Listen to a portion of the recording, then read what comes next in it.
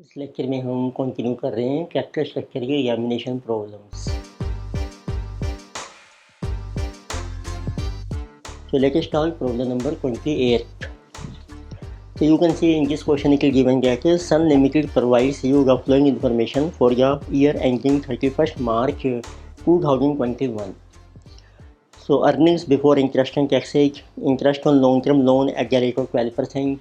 तो आपको EBIT दिए है, लोन का इंटरेस्ट दिया है at the rate of 12%, interest on debenture also at the rate of 10%, but debentures are issued on 1 August 2020। जैसे ये करंट ईयर आपका एंड हो रहा है 31 मार्च 2021 में, पर आपने डिबेंचर इशू किए हैं 1 अगस्त में। विच मीन्स ये जो इंटरेस्ट है हमारा ये है अगस्त से लेके 31 मार्च तक 360। अर्निंग्स बिफोर टैक्स हैं, टैक्स आपको दिया है 30%, अर्निंग्स आफ्टर टैक्स हैं, and number of equity shares आपको दिए हैं, current market price per share आपको दिया है, and undistributed reserve bank surplus is also given है। The company needs to raise rupees 30 lakh for modernization of its plants and has a flying option. तो company ने funds raise करने हैं 30 लाख से और उसके लिए ऑप्शंस हैं। Company can raise entire funds by 13% long term loan और raise partly by issue of 75,000 shares at the rate of ₹20 and balance by 11% bankers. तो दो ऑप्शन हैं, आप सारा लोन ले सकते हैं या फिर आप इक्विटी प्लस डिबेंचर इशू कर सकते हैं। कंपनी एक्सप्रेस या rate of return on funds employ to be improved by 3% because of modernization. एक पॉइंट ये है इसमें कि जो रिटर्न है आपकी कैपिटल के ऊपर वो इंक्रीज हो जाएगी 3%। तो इट मीन्स पहले हमें प्राइसिंग कैपिटल कैलकुलेट करना पड़ेगा, उसकी प्राइसिंग ROI कैलकुलेट करनी पड़ेगी, फिर उससे आपकी आएगी new ROI। And if debt to capital ratio exceed 45% then price earning ratio will go down by 15%। So if the company to follow policy of maximizing market value share, which option should it choose? तो अच्छा question है, पहले भी हम कर चुके हैं already इस टाइप का क्वेश्चन। तो इट मीन्स पहले देखते हैं कि बल्कि प्राइसिंग कैपिटल कितना है आपका और उसके बेस पे हमारी ROI कितनी है।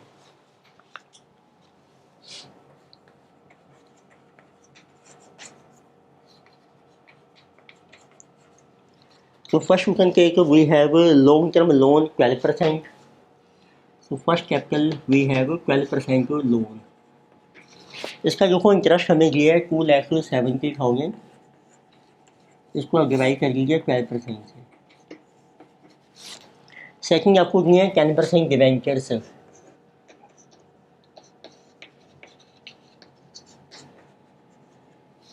तो इसका आपको इंटरेस्ट दे रखा है 360 और इसको आप डिवाइड कर दीजिए। पर ये आपने इशू किए हैं करंट ईयर में 1 अगस्त को ही इशू किए हैं आपने, तो इसका मतलब इसका कोई इंटरेस्ट बनेगा अगस्त से लेके ये बन जाएंगे हमारे 8 महीने 31 मार्च तक। एंड इसका इंटरेस्ट है 360 और रेट ऑफ इंटरेस्ट है 10%। ये जो 10% पर एनम है इसको बना लेते हैं 8 महीने का, इनको एक बैच में, तो उससे आपके डिबेंचर्स का अमाउंट आ जाएगा। फिर आपको मेंशन किया number of equity share 6,30,000 of ₹10, उससे इक्विटी कैपिटल आ जाएगी आपकी।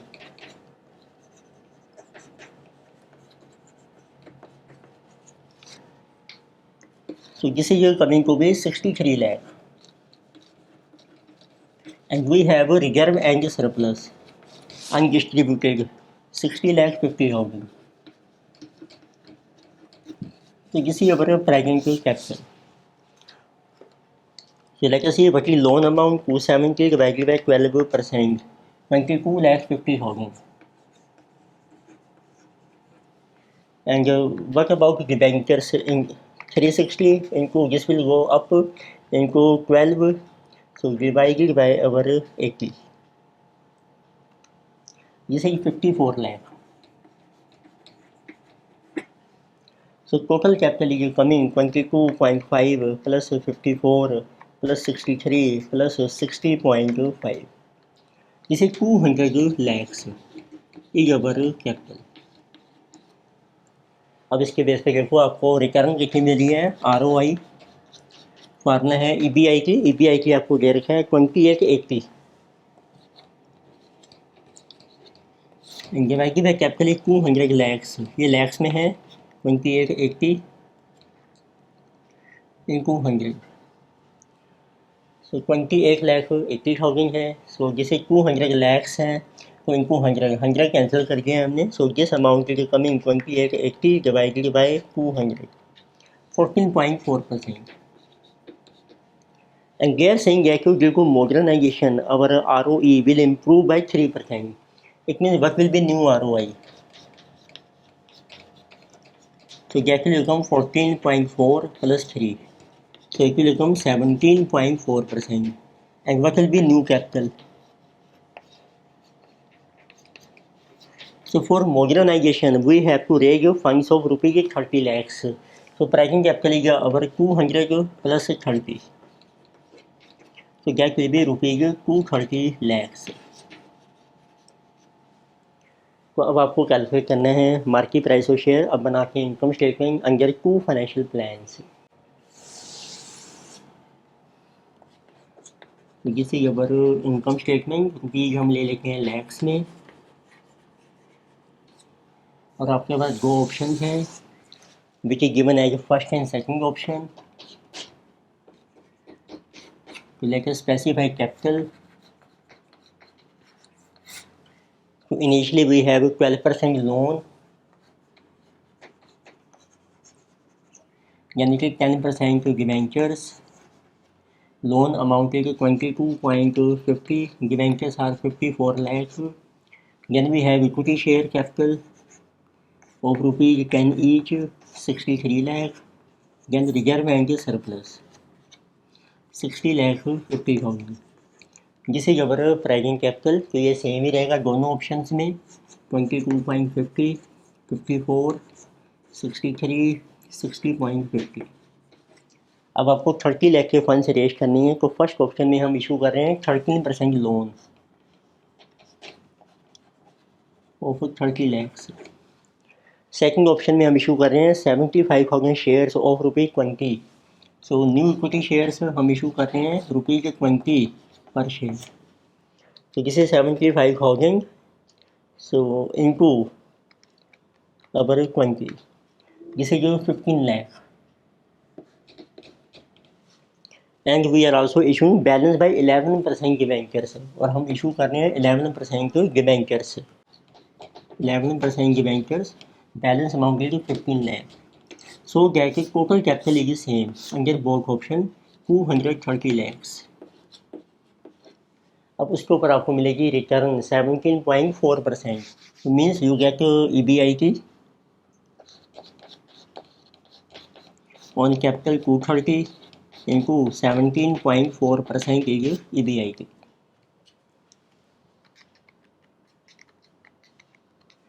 This is coming 40.02। तो माइनस करते हैं इंटरेस्ट। इंटरेस्ट है आपका eight the rate of 12%, so eight the rate of 10%, eight the rate of 13%, so at the rate of 11%. So 12% on 22.5, जिसे जो 2.70, ये दोनों में यदि आप सेम है। देन ऑन 54 10% 5.40, जिसे also same. Then at the rate of 13% on 30 3.90, only in first option. Second option में है 15 into 11%, 1.65। So balance we get to PBT, profit before tax। तो जैसे 40.02 minus 2.7 minus 5.4 minus 3.9, 28.02। Second option 40.02 minus 2.7 minus 5.4 minus 1.65, 30.27। Now the subtract tax is given 30%. So minus tax at the rate of 30%. Balance will be our PAT, profit after tax। तो minus कर लीजिए आप 30%, जिसे 21.189, 28.02 minus 30%, 19.614। तो now there is saying we have to calculate market value of equity. उसके लिए अब आपको एक कैलकुलेट करनी है debt to capital ratio. So which is given the name debt to capital mean debt plus equity ratio. So you can say what is debt. This is loan is debt, debentures and this loan and this debenture. So you will see in first option आपका जो total date है 22.5 plus 54 plus 30। This is 106.5। Capital is 230। इनको आप 100 कर सकते हैं। तो divided by 230। This is coming 46.3% and this is more than 45%। तो जो आपको दिया है क्वेश्चन में standard ratio if it exceed 45% price earning ratio is go down bye 10-15%। Price earning ratio आपकी डाउन हो जाएगी। वो देखते हैं अभी। सेकंड में देखिए कितना डेट है 22.5 प्लस 54 प्लस 15 91 अपॉन 230 इनटू 100। तो किसी कमिंग 39.78%। तो किसी लेस देन 45%। तो बच्चे करंट प्राइस अर्निंग रेशो तो वो कैलकुलेट करके हैं प्राइस अर्निंग रेशो। किसी एमपीएस देखो आपको दिया है current upon EPS. So current ratio ये कमिंग। सो करंट प्राइस है 24 और ईपीएस आप कैलकुलेट कर सकती हैं। तो ईपीएस देखो आपकी आ रही है करंट ईपीएस। तो इनकम स्टेटमेंट में आप देखिए क्वेश्चन में हमें ये रखा है अर्निंग्स आफ्टर टैक्स 15.75 लाख और नंबर ऑफ शेयर्स हैं आपके 6.3 लैक्स में। तो इससे ईपीएस आ जाएगी आपकी जिसे 2.5। सो बच्चे एमपीएस आपको दिया है करंट प्राइस है 24 बाई 2.5। तो जिसे कमिंग को भी 9.6। और फर्स्ट केस में जब आपको डेट रेशो एक्सीड हो गया 45% से तो then this price earning ratio will go down by 15%। अब इसमें से 15% माइनस कर लीजिए तो दिस विल बी 8.16। अब आप कैलकुलेट कर सकते हैं मार्केट प्राइस ऑफ शेयर को। पैक आ गया, प्राइस अर्निंग रेशो आ गई है। तो नाउ लेट अस कैलकुलेट तो what is our number of equity share on each plan. तो फर्स्ट प्लान में आप देखेंगे 6.3 लाख हैं and there is no new equity 6.3 lakh. Second में आप देखेंगे 15 डिवाइडेड बाई 20। 15 लाख को आप डिवाइड कीजिए 20 रुपीज़ से। जिसकी कमिंग 75,000 शेयर और पहले पुराने शेयर हैं आपके 6,30,000। तो जिसकी कमिंग 7.05 7,05,000 शेयर से। Now you can get EPS. EPS का फार्मूला है पैक को आप डिवाइड कीजिए नंबर ऑफ इक्विटी शेयर से।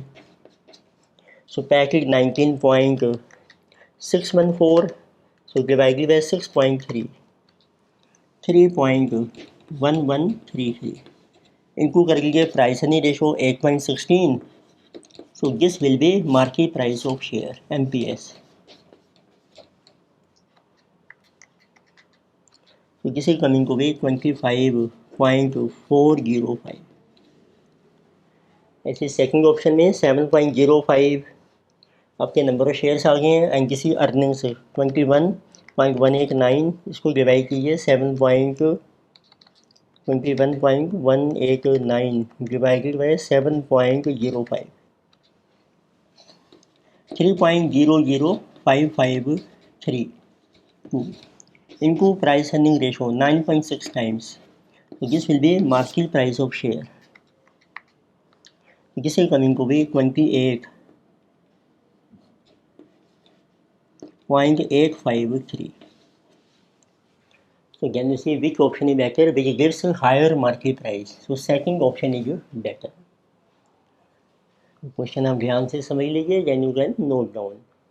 तो इसी टाइप का क्वेश्चन हम ऑलरेडी कर चुके हैं दिस इज गुड क्वेश्चन। तो नेक्स्ट लेके सी problem 29। So in this case you can see question is given PQ Limited is considering investing in a project which requires a funding of ₹150 lakhs। तो company को एक project start करने हैं उसके लिए funds चाहिए ₹150 lakhs फाइनेंस मैनेजर और company है presented two financial plans for which information is given. Plan A में इक्विटी हम रखेंगे 20%, डेट है 80%, प्लान बी में इक्विटी 60%, प्रेफरेंस शेयर्स हैं आपके 40% के। Cost of debt is 10%, cost of preference share is also 10%, tax rate is 25%. Equity shares of face value ₹100 each will be issued at a premium of ₹50 per share. तो equity share हम issue कर रहे हैं eight the rate of ₹150. Expected EBIT is 60 lakh. You are required to determine EPS for financial plan A and B and financial break-even point for each plan. तो बनाते हैं इसमें income statement पहले। Rupees आपको mention किए हैं, जैसे ये lakhs. So we have two financial plans. तो प्लान्स आपको दे रखे हैं, फर्स्ट वन ये A plan and B plan. तो इसमें मेंशन करके हैं कैपिटल स्ट्रक्चर। टोटल फंड्स आपको चाहिए ₹150 लाख से, जिसमें हम इक्विटी ले रहे हैं फर्स्ट प्लान में 20%, और इक्विटी शेयर हम इशू कर रहे हैं एट द रेट ऑफ ₹150। तो 150 का कीजिए 20%, 30 लाख। तो बैलेंस हम इशू कर रहे हैं डिबेंचर से, डेट उसका रेट ऑफ इंटरेस्ट है 10%। तो बैलेंस चाहिए 10% debt, 120, total is 150 lakhs. Second plan में इक्विटी हम इशू कर रहे हैं 60%, मीन्स 90 लाख की। बैलेंस है आपकी, बैलेंस हम इशू कर रहे हैं इसमें प्रेफरेंस शेयर। लेकिन राइट, प्रेफरेंस शेयर का जो रेट ऑफ डिविडेंड है this is also 10%, preference share this is 60। So total capital is same in both 150 lakh. तो उसके बेस पर अब आपको EBIT मिल रहा है इसमें, जिसे जो 60 lakh rupees. So EBIT given rupees 60 lakhs.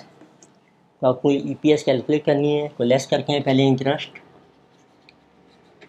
On debt at the rate of 10%, 12।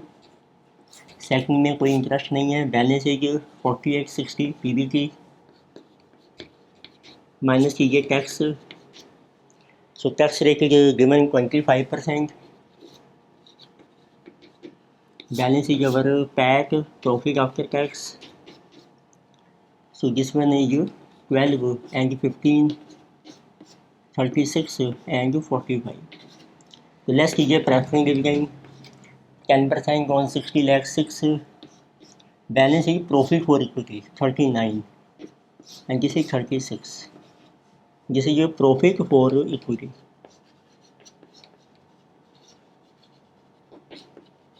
तो देन यू सी बता number of equity shares, 30 lakh को डिवाइड कीजिए 150 रुपीज़ पर शेयर से। So number of shares are coming 20,000, तो मीन्स लैक्स में बन जाएंगे 0.20। Then 90 lakhs divided by 150, this is 60,000, 0.60। So then you can determine EPS.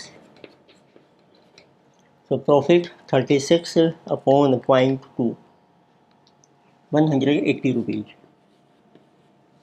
So 39 divided by 0.6, this is 65 rupees.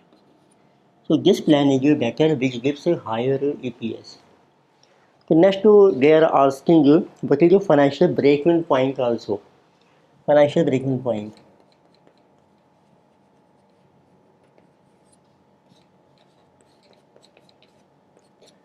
So which means what should be EBIT so that no profit no loss. So formula is EBIT is equal to interest plus आपको preference dividend recover करना है अपना, उसको बनाएंगे before tax.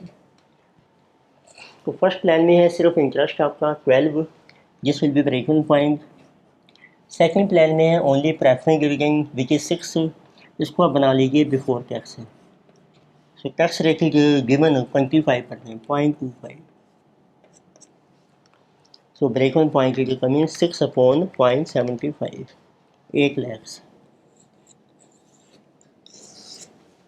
So from risk point of view, which has a low break-even point, that one is better.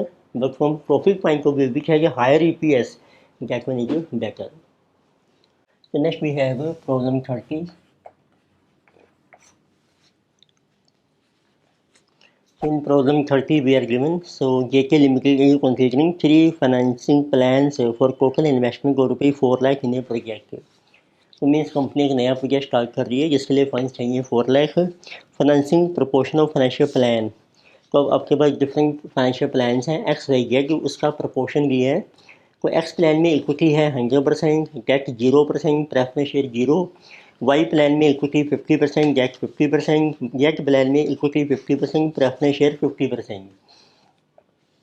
सो की information ये cost of debt आपको दी है, कॉस्ट ऑफ प्रेफरेंस शेयर है, टैक्स रेट है, equity share of face value of ₹10 each will be issued at the rate of ₹20. Expected EBIT is ₹1 lakh.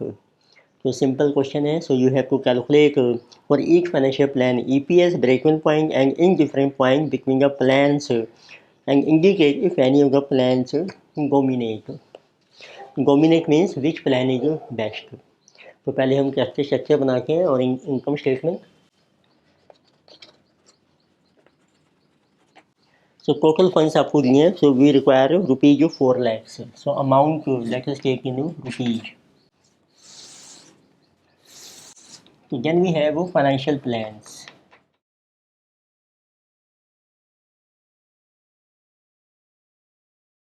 So plans आपको mention दिए हैं by the name XYZ.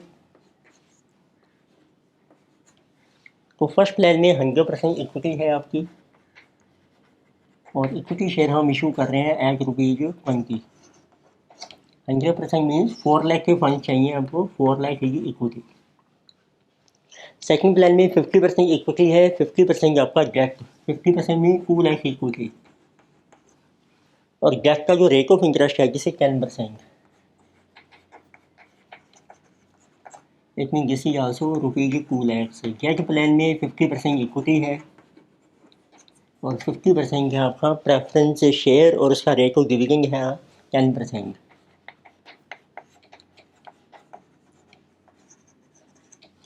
So this is also 10% preference share capital ₹2 lakhs.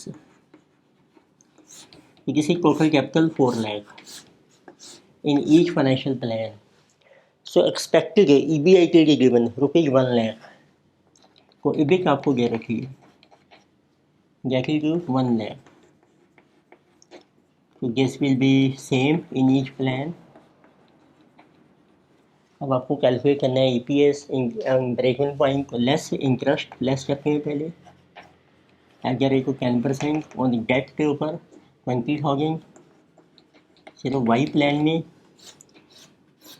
Balance है जो PBT इसमें 1 lakh and 80,000 and 1 lakh. उसमें से आप minus कीजिए टैक्स. सो टैक्स रेट है 25%.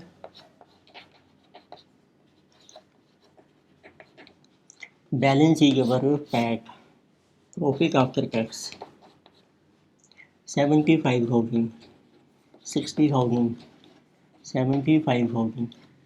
Minus is preference dividend, also at the rate of 10%. 10% on 2 lakhs 20,000. Balance is profit for equity, 75,000, 60,000 and 55. Then you see what are number of equity shares. So 4 lakh divided by 20,000 shares. This is 10,000 shares and 10,000. So you will get your EPS 75/20. This is 3.75, 6 rupees and 5.250. So this is best plan where EPS is maximum. Y plan is best where we issue 50% equity, 50% debt. Then what is your break-even point? Financial break-even point. Farmer same interest आपको recover करना है plus preference dividend and this is made before tax. तो first plan में आपका 0 है, नील, कोई interest नहीं है, कोई डिविडेंड नहीं है. सेकंड प्लान में इंटरेस्ट है आपका 20,000, कोई प्रेफरेंस डिविडेंड नहीं है. थर्ड प्लान में है आपका प्रेफरेंस डिविडेंड 20,000, और उसको आप बना लीजिए before tax 1 minus 0.25। So 20,000 divided by 0.75, 26,667, this is your break even point. Next we are asking in different point between plans. फिर आपको गो प्लान्स लेने हैं और उनका इन डिफरेंट पॉइंट हम कैलकुलेट करेंगे। Let us see get one. तो in difference point first let us see between X and Y plans. Formula बन जाएगा वट की जो EBI थी वो आपकी मिसिंग है।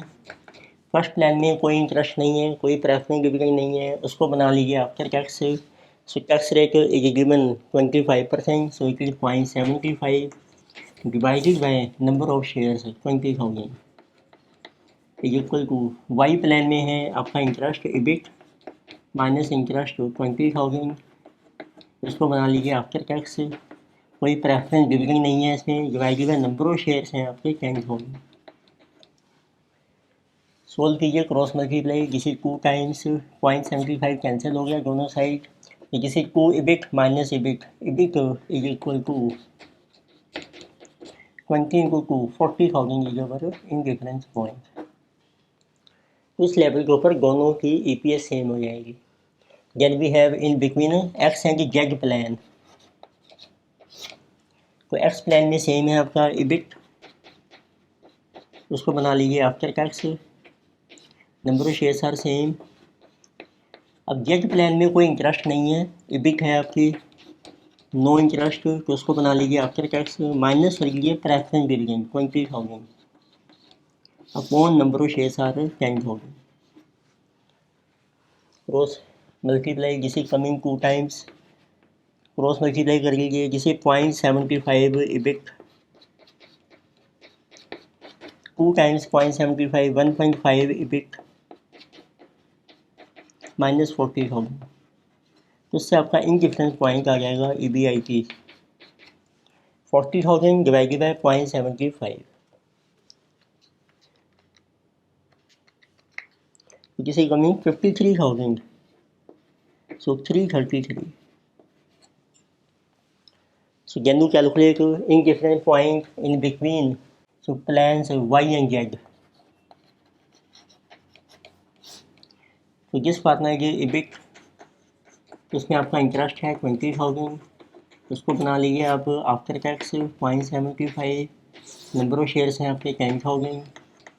सेकंड आल्सो EBIT, उसमें कोई इंटरेस्ट नहीं है, after tax minus preference dividend 20,000 divided by 10,000, number of shares आपके कैंसिल हो गए दोनों साइड। तो क्रॉस मल्टीप्लाई जब आप करेंगे guess into guess 0.75 EBIT minus 15,000 is equal to 0.75 EBIT minus 20,000,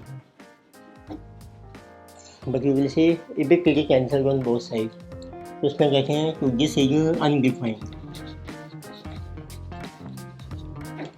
जब EBIT दोनों साइड ही कैंसिल हो जाए तो इसमें इन डिफरेंस पॉइंट हम डिटरमिन नहीं कर सकते, तो ये बन जाएगा आपका अनडिफाइंड।